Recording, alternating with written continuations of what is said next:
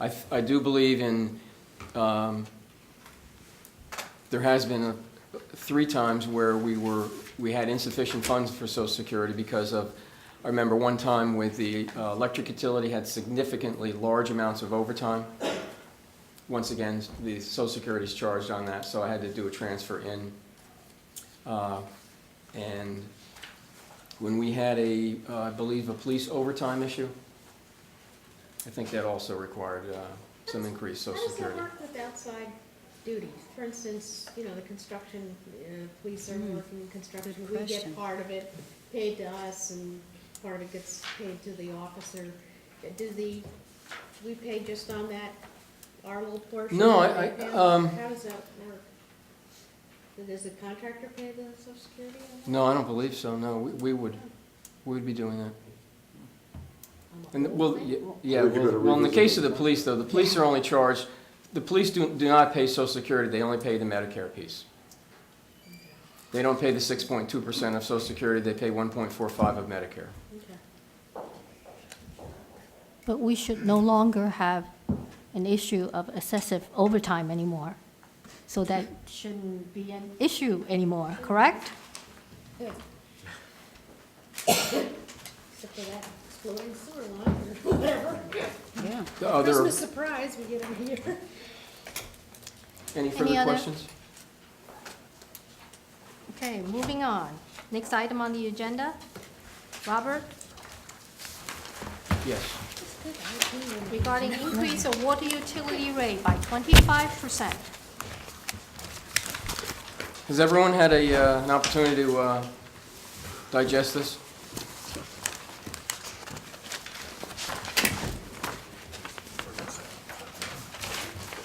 Yeah, why did you pick 25% versus a lower figure? Well, as you The can last 2 increases were about 9% Yes. each, as I recall. Okay. Well, Dan, as you can see, we did not increase the water rates for 18 years, from 1989 to 2007. We took 2 9% rate increases, and essentially they are insufficient to accomplish what we have been doing.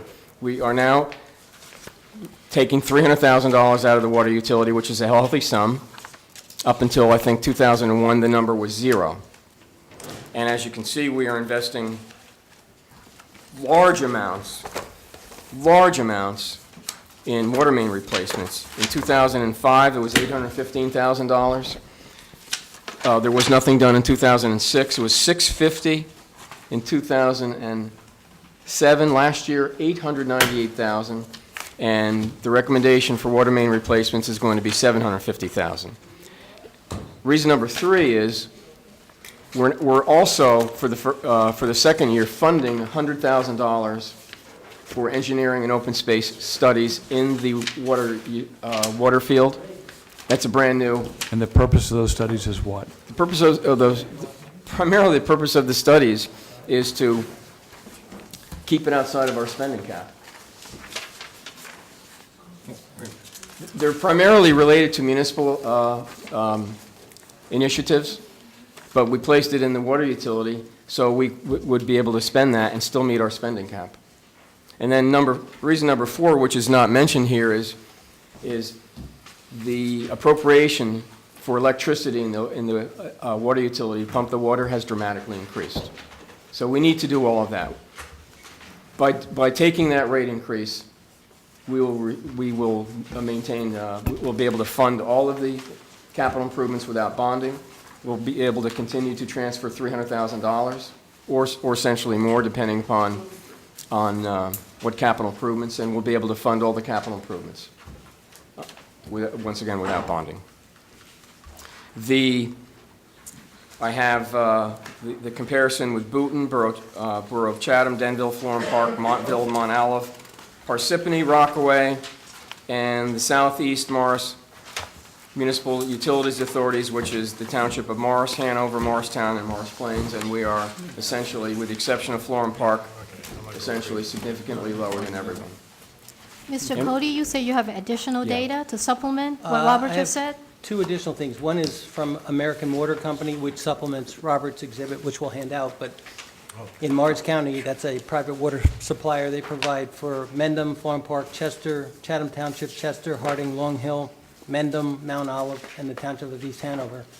And their current rate is double the proposed rate with the increase for those municipal authorities. The other interesting thing is those residents, because it's provided by a private entity, they pay water taxes as part of the charge, which we do not. The other exhibit, which we thought might be helpful to try to illustrate the magnitude, because when you say 25%, it sounds a lot. So I took the liberty of using my home as a comparison as a simple family home. It's a 3-bedroom home, have 2 teenagers or 2 young adults at home who love long showers. My wife's a master gardener and waters quite frequently.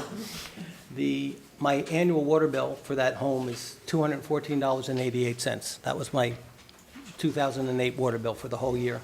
With the proposed increase, that bill would go to $268.60, which is $53.72. You break that down, it's 14 cents a day for that. We also then took a sample of small apartments. These are 2-bedroom apartments. We took a typical 2-bedroom apartment annually pays $63, and the proposed rate increase would take that $63 annual charge to $78.72. You break that down per day, it's 4 cents a day. So compared to the fact that every town around us is paying approximately, even with our increase, twice the amount of what we're charging for water, and if you just go to the store and buy a bottle of water, you know water is a commodity that people pay for. We are significantly under the market. I know the agenda rec talks, we've had 3, this will be our 3rd rate action, I think, since 1989. So we've been, we should not be operating the utility at a deficit. We're still way under market, even with this increase, and this was trying to quantify the magnitude of, even with the increase, the incremental cost is 14 cents a day per resident if you're a homeowner with an average home with active teenagers. In 2008, as I mentioned, the water utility broke even, and we still transferred $300,000 out to the municipal budget. So we really need to restore the financial stability here. How does the increase get allocated between the operating budget and the capital improvement fund? You're proposing a 25% increase. Yes. So additional monies are going to come in. Yes. Where do they go? The operating part of the They're water going to be, budget or capital? they're going to come in, and we're going to be able to fund both increase the funding for capital. We're going to go from 2 to 300. Next year, I'm going to probably ask for 4, maybe larger. And simultaneously, even though the utility's not going to break even any longer, we're going to transfer $300,000 or more out of the surplus to the municipal budget to reduce property taxes. There are, Dr. Esposito had a question. Yeah, this is probably going to go on a little later. I'm maybe jumping the gun, but you mentioned something about COLA. Yes. You know, a lot of times we hear the big increases here and there, 25, 30. Now, how does that COLA work out over a year time instead of a one big giant jump? This could be done on an annual basis from now on and just kind of... That's what I want to do, beginning January of 2010, tie it to the cost of living adjustment, which you have in your the last page in the handout. The cost of living adjustment, it says the COLA is based on the implicit price deflator for state and local governments calculated by the U.S. Department of Commerce, Bureau of Economic Analysis. The COLA for the current year, 2009, is 6.5%. This came out December 5th, and what we'd like to do, write it into the ordinance that we automatically increase the rates by the COLA. The COLA over the last decade essentially has been anywhere from 1%, this is the highest I've seen, 6.5%. Mr. Cont, sorry. This way, we would not have to continue to come back to the council.